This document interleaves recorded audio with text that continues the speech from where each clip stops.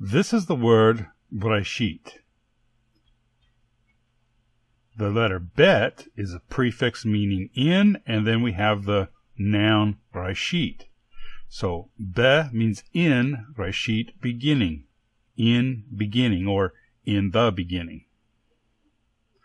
Bara, this is the verb meaning he created. This is the noun Elohim, which means God. Now, in the previous word, we had bara, meaning he created. He is the subject of the verb. Elohim, the word following the verb, is also the subject of the verb. So the he is Elohim. So this would be Elohim created, or God created. Then we have the word et, which identifies the definite object of the verb, which is going to be the next noun. Ha-shamayim is ha, meaning the, and shamayim, meaning skies or heaven, the sky.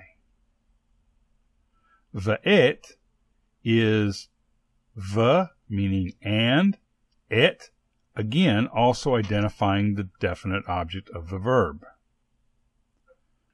Then we have ha'aretz, ha being the prefix meaning the, aretz, the noun meaning land, also a definite object of the verb, ha'aretz.